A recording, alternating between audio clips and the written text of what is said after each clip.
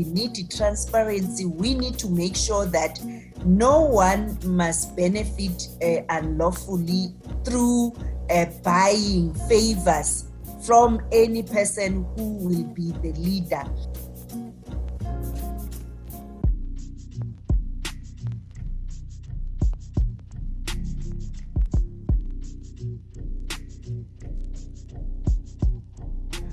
Hi everyone, welcome back to the Youth Uncensored.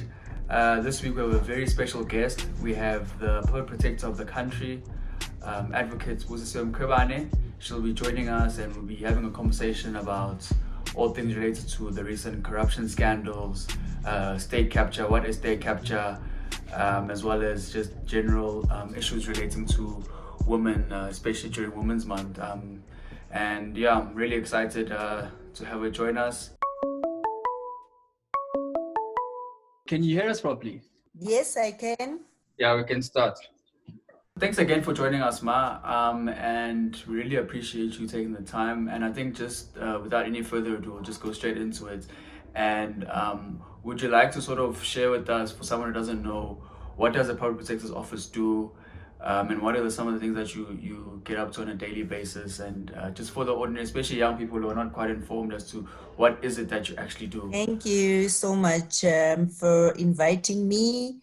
And this is very much important that we can engage with you as young people, as leaders of our times, actually not future leaders, but you should be leading us.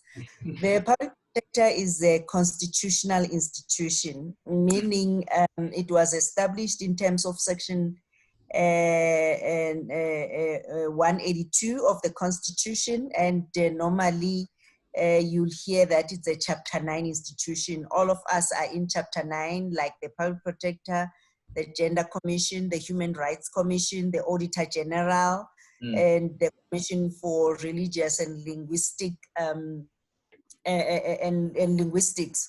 Yeah. So the Public Protector, in terms of the Constitution, investigates all improper conduct in state affairs and public administration, meaning any improper conduct which is there.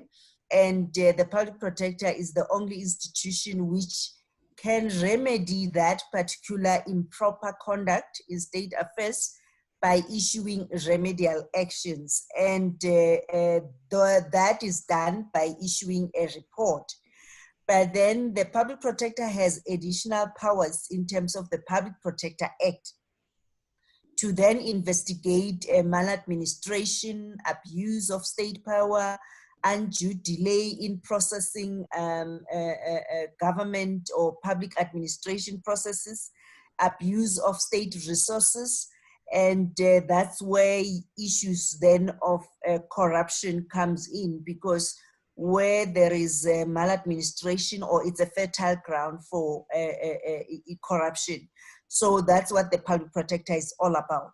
Yeah. The Public Protector is the only institution in South Africa, and I would say one of the few in Africa which investigates the executive. The executive meaning your president, your ministers, your MECs, especially how they should be conducting themselves.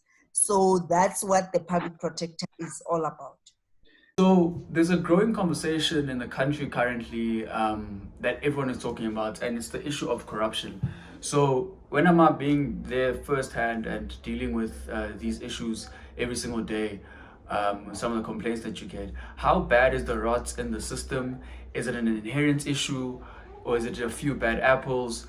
Just exactly how bad is the issue of corruption in the country, with your own experience? Now we are living in a democracy after 1994, but Guyafana, the very same apartheid government, has been corrupt. I mean, there's one of the investigations which I did, the CX investigation, because it was also one of the great scale of corruption on how the funds were looted, especially through the Reserve Bank, by whoever was involved then.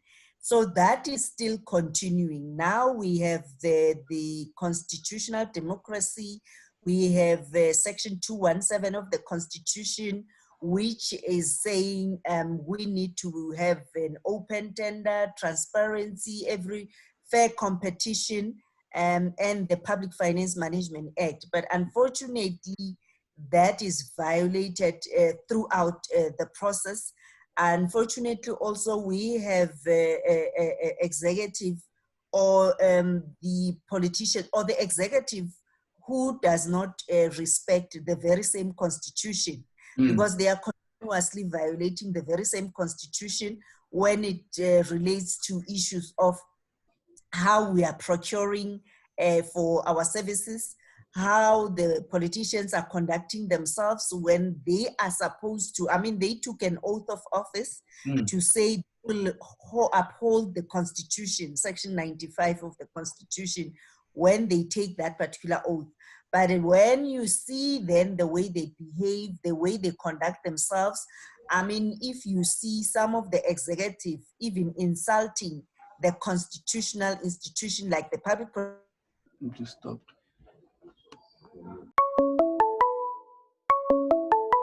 Sorry, your connectivity cut while you were still telling us. Yeah, that's why I was saying, Uguti, it is possible for us to work together. I mean, if you have young people like Abolwazi and yourselves continuously engaging on such issues, and also we need you guys to be using institutions of an Private Protector to lodge complaints so that we can investigate, so that we can uproot and even make sure that we deal with this, because public protector, the investigations they do are different to other institutions. I mean, you'd find Uguti, let's say the Hawks investigate and then it's a criminal conduct, then that person will be taken to court, but then you'll find that they deal with that individual and then the individual is convicted, maybe serve a sentence, though it's very rare. I mean, we have very few people who have been convicted in this country, especially those who are involved in corruption and who are public representatives. But then LAPO, you find that you are dealing only with that individual.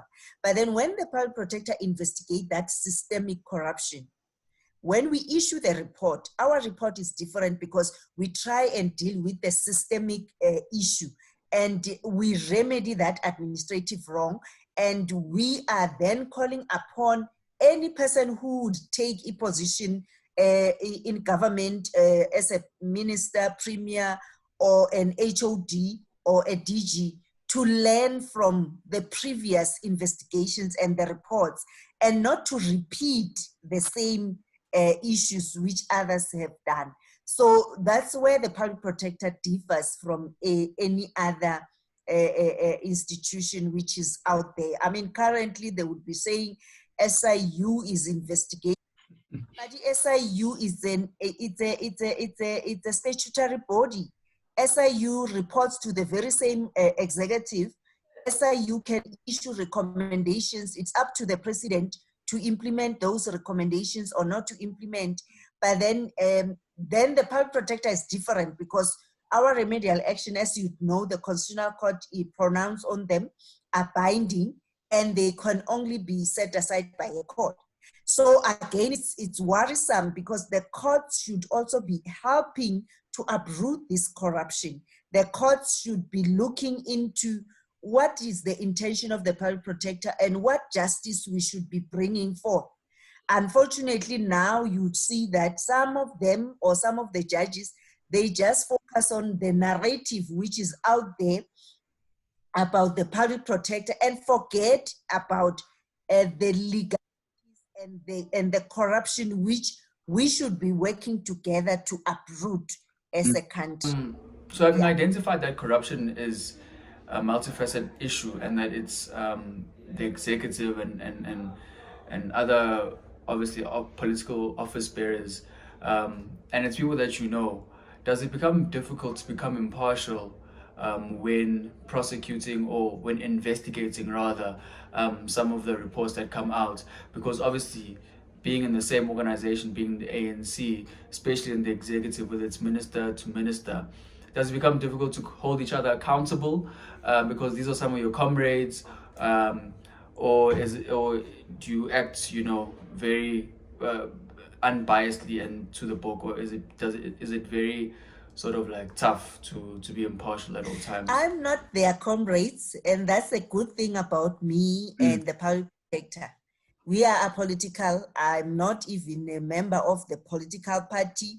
I'm not even sitting down with them somewhere and say, comrades, you are not supposed to be doing this. Because remember, as a public protector, I'm independent, doing my work without fear or favor. I mean, there were allegations which were brought when in fact, the Constitutional Court said it very clear, Chief Justice Mogoeng during the Nkandla judgment, that a public protector will be coming to the raw state power, where you will be insulted, where you will be tarnished because people don't want to account. Then you find that you are having some politicians or executive or people who have favor in the media space, who will then perpetuate that narrative that you are also a factional as a public protector, whereas I don't even do the investigations. Then it means if I'm factional, it means even all my investigators are factional. I am not the one who's doing the work. It's my investigators who are investigating, and they bring the complete product to me. Therefore, yes, I will be guiding them as and when it's necessary, but the public protector functions only on what the law is saying, on legality basis. Hence, I'm saying I don't account to the very same executive. I don't sign or I'm not accountable to the president or to ministers like any other law enforcement institution. I am only accountable to the National Assembly. And that's where the National Assembly, you have then the members of parliament who are appointed by you as the people to hold the very same executive to account. Therefore, it won't be easy for them to call each other to account because, I mean, if they are all comrades and they are from the same political party, indeed, how will they deal with this corruption?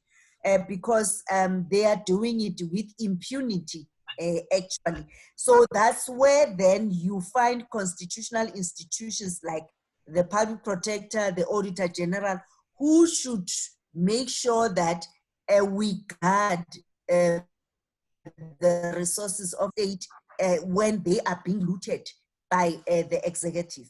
Yeah. So there's a growing conversation in the country, Unama, especially around the issue of state capture. It's quite a controversial topic, but it seems as if we only talk about it in the context of the previous administration. So I want to prick your brains a bit and get some of your view on if you think that that CR17 campaign complaint that you're heavily involved in, was that an example of state capture? Was that an example of a group of people funding a presidential campaign and then receiving some sort of benefits post the election as presidency? Is that an example of state capture? Is state capture a real issue in our country? Does it still exist? Or was it only an issue of the past administration? Yeah, so we'd really like to hear some of your insights regarding that issue. I would talk, or I would say with authority, because I investigated that matter and I have evidence to prove everything which is in that particular report. And, yes, the narrative will be state capture. And I like it when SC Skakade says we will speak about state capture. Actually, that is a crime of corruption, because corruption is when I am giving you money and expect you to do me a favor. there is evidence and proof and everything which is there that people contributed lots of monies up to a billion, and there is evidence to that effect. Unfortunately, again, it's a question of us South Africans, and especially Nina youth. I mean, the information is out there. You have the courts which have sealed those records, but then you do have young lawyers, young NGOs who can also take this matter up and say, why do we have to not be informed? Because remember, we are a constitutional state. We need transparency. We need to make sure that no one must benefit unlawfully through buying favors from any person who will be the leader of the country. Because the challenge is that the very same people who donated are now benefiting. Their companies are getting contracts from government. They are the ones who are being issued tenders. So I think we need to make sure that we are transparent enough. Unfortunately, again, you would see where the media has a lot of power, because if they are the ones who will continuously engage and call upon dialogue on such matters, then it will not be repeating itself. But now, if you would be dealing with issues because it depends on who has done that, then we won't be succeeding in dealing with corruption in the country. And remember, we are saying it's systemic. Now we need to make sure that we are intolerant. We don't tolerate it at all in all sectors, irrespective of who has done that. So the matter, yes, is still in court. We will be appearing a constitutional court on that matter. But then Oksalayo Uguti, yes, you'll find that sometimes the court will deal with procedural or technical issues, but the gist of the matter is that money was paid, those people are benefiting, they will continue to receive the benefits. And wrapping up, I'd really like us to touch on the issue of women representation within the political space and within just general leadership spaces across the country. We hear a lot of talk of women empowerment, especially from government and from just ordinary South Africans. Do you think that there is unity within top women leadership in the country, whether it's the Women's League, Black Women's Caucus, women in top positions in private sector?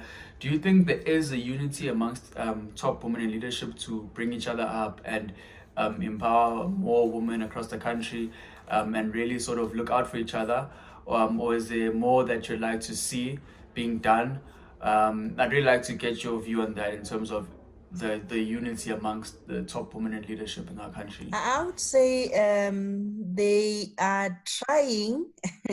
They are not there yet. In the professional space where I'm operating as a public protector, that is not yet effective, because I think one would have expected, especially when it comes to the work of the public protector, other chapter 9 institutions, when we are facing challenges, you'd expect to have more of your, South African women in law, maybe your Black Lawyers Association, the Women's Desk, to be more vocal and being supportive. It's not yet there, I must say. And I've seen maybe just at a glance, the South African, the Women's League of the ANC has been vocal on a number of issues, and they've tried as well to force issues, because remember when they were appointing premiers and speakers, they would then say this should be a 50-50 or 50+1 issues, though is not enough, because women have power, but then they've also given the power to men. Because if you would have a lot of women delegates at the ANC conference, but who will still vote a man into power, you understand? That's why I'm saying it's not much which is still happening. There's still a long way to go as women to make sure that we understand our power. We work more closer together to achieve what we can do. Because remember, even the recipient of this gender-based violence, most of the time is women, but others will be saying, apparently men die, there's a lot of deaths of men compared to women in a day. Apparently out of 58 deaths in a day, 50 are men, 8 are women. But the issue is women are the most vulnerable and children. So that's why there is that emphasis to focus on them. And if you'd have more women leaders, for instance, if you have a minister of police as a woman or a minister of justice as a woman, somebody who would understand the needs and the issues of women. And I mean, how also we prosecute those who are committing violence against women.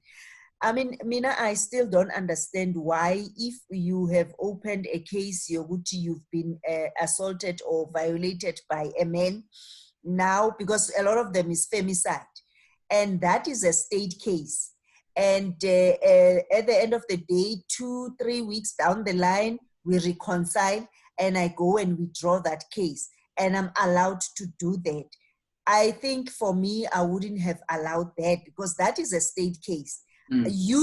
We should be pursuing that matter until its finality, because how do we change the behavior of that man? Also, I repeat it until such time kill that particular woman. Yes, Yona, sometimes it's a challenge, because now we are forcing the state to then intervene even in your personal space, because we are saying you've opened a case, you cannot just come and say, I'm now withdrawing that case, because most of the time it's a criminal matter, it's a state versus so and so. Therefore, we need to proceed with that matter. Again, it depends on the prosecution, how committed they are to deal with this. The police, how committed are they to deal with such issues? So it's still a lot for us to deal with. I mean, masikwazi ukudila nge-issue ye-COVID-19, siyenze disaster, but we can't deal with the issue violence and deaths in the country, because also we should adopt such kind of dealing with the disaster in the country. So I was on Twitter and I stumbled across this funny post where it had like a slate of the next administration and who was going to be president. And funny enough, I'm not sure if you saw that, but it had you as the president, and it had a few other leaders as well in different other ministerial cabinet positions. So I'd just like to find out from you directly. I don't know if anyone's ever asked you this, but if you had seen that or if you haven't, would you ever consider contesting a presidential position? Do you ever see yourself in politics? But specifically the position of presidency, which I think would be an interesting one, seeing that we've never had a black woman or a woman as a president in our country. Would you ever contest such a position, or would you ever go into politics? I never saw that. But what I would say is that, Mina, I'm only concerned about being a servant. As I said earlier, by public protector, that is more even being the executive. Because as a public protector, everyone, including the very same executive, and even the judges and even the legislature, as this institution, I'm responsible for making sure that they are protected from any form of improper conduct. But then I would say, we would need more young people to take the space. Currently, our executive and everyone, we have 60-something and above. Some of us I'm 50, and I don't think it should be something I should be considering. We should be having young people to occupy these spaces and to lead the country to the future. But then mina being a Christian and believing ukuthi wherever I am, it's because God wants me to serve in whatever space I would be. I can serve in any space I would find myself in. Norma, I really appreciate all your feedback, and it sounds as if you will be looking to going into politics, if I can speculate. But of course, that's just my own speculation. All the best for all your cases, your reports that you're handling, and just your career in general. I think what you've done for representation for Black women in this country is good.